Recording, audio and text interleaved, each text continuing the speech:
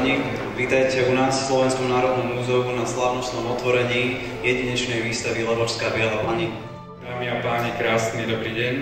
Ja som veľmi rád, že vás môžem privítať na pôde Slovenského národného múzea pri tak milej príležitosti, ako je otvorenie výstavy o jednej krásnej babe. Pre mňa bola táto výstava od môjho príchodu do Senoma akousi výzvou a túžbou uverejniť ju v Bratislave. Je to výstava, ktorá nie je prvoplánovou výstavou, že by sme sa rozhodli, že treba urobiť výstavu, tak niečo poďme a navešáme obrazy, ale je to výstava, za ktorou je obrovský kus práce a tú prácu odviedli pracovníčky Spišského múzea v Levoči a múzea v Betliari, kde niekoľko hodín, niekoľko dní, v podstate 3 roky sa snažili bádať a pripravili nádhernú výstavu, ktorá je multimediálna, ktorá je podľa mňa úžasná v inštalácii. Je to výstava, za ktorú sa Slovenské národné múzeum nemusí hanbiť, ale môže sa hrdo pasovať medzi iné svetové múzea.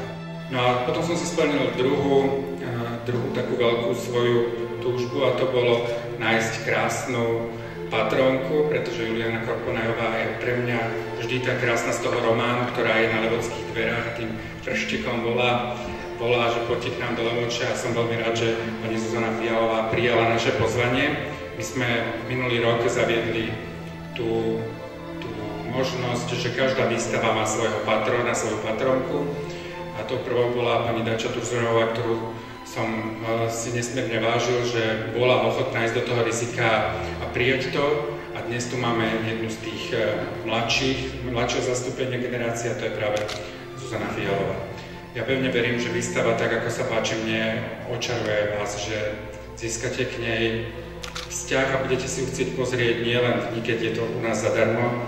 A to bol napríklad minulý týždeň v nedeľu, kedy v tejto budove bolo 2778 návštevníkov, ale že budete sa chodiť pozerať na tú výstavu aj v bežné dni, aby ste si ten príbeh, ktorý je o tej udatnosti a šľachetnosti krásnej ženy, zväčšnili a sprítomnili natoľko, že vám bude inšpiráciou aj do bežného života.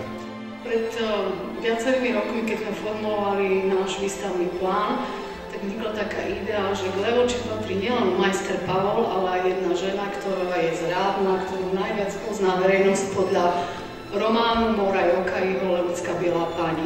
Dobrovoľne sa priznávam, že ako Levočanka nemám túto tému veľmi rada, ale presvedčili ma moje kolegyne, moja kolegyňa doktorka Pavková, Lorčeková a kolegyňa z Betliara, Silvia Lenčíková, že táto téma stojí za to, aby bola bádaná.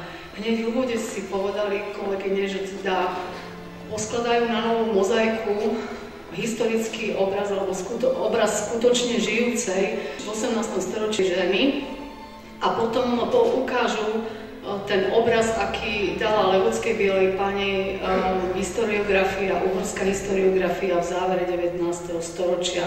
Túto tému sme priniesli a bola som rada, že nakoniec ju môžeme prezentovať aj preto, že v slovenských dejinách tých ženských postav je stále málo známych. V podstate tá najznámejšia je šľachtická pani, krvavá pani, lebo vraždila a dnes každý mord, každé také dráma je to, čo zaujme, povedzme, ľudí. Ale toto je iný príbeh, je to príbeh ženy, ktorá bola možno veľmi emotívne založená a dostala sa do splete intrik a víru histórie do mlyna, ktorý ju zomlel.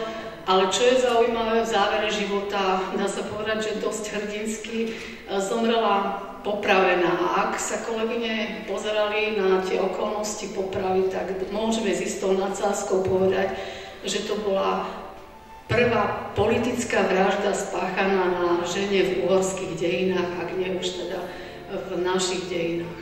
Nám sa podarilo vydať takýto katalóg, kde sú všetky nové zistenia mojich kolegyň prítomné slovom a obrazom. Ešte raz veľmi pekne ďakujem a verím, že budete mať pekný zážitok nielen dnes, ale počas trvania celej výstavy.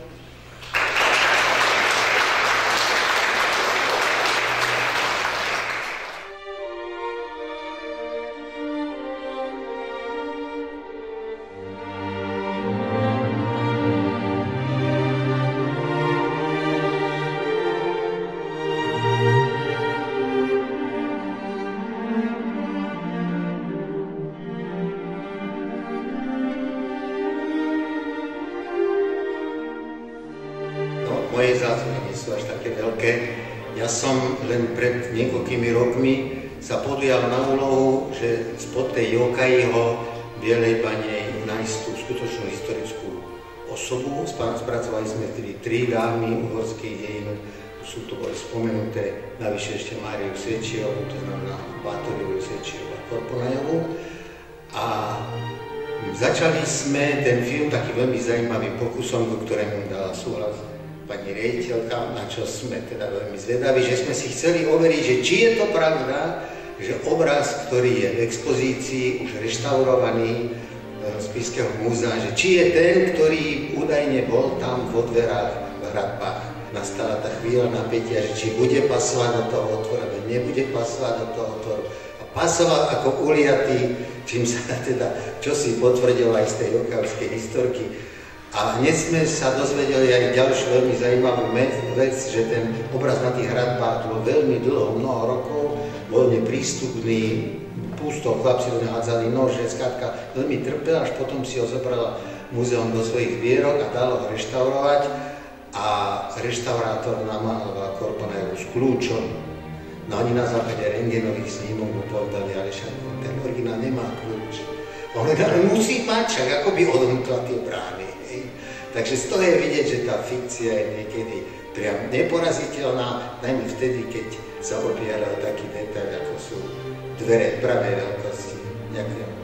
Priniesli sme k vám z Levoče príbeh o žene, ktorá podľa legendy a podľa Móra Jokaja prichádza ako kométa a padá ako hviezda.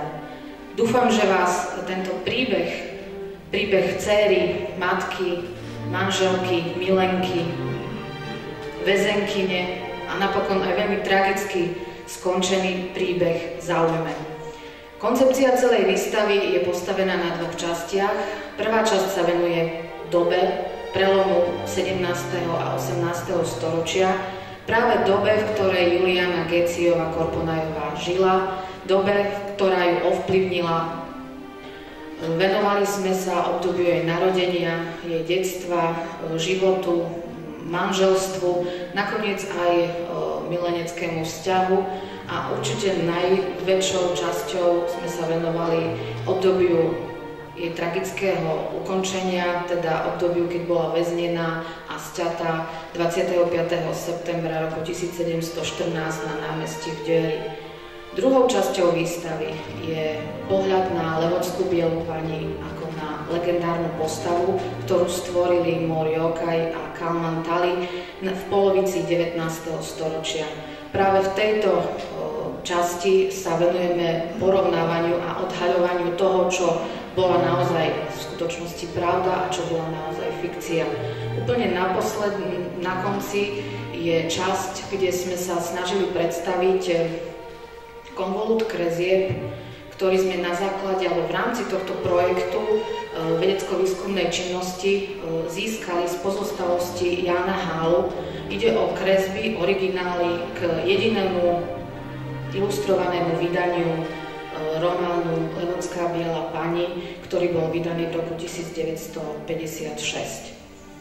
Naozaj by som chcela poďakovať za zaujímavé výtvarné riešenie kolegovi Matúšovi Lánimu, keďže táto výstava je, čo sa týka výtvarného riešenia, veľmi náročná.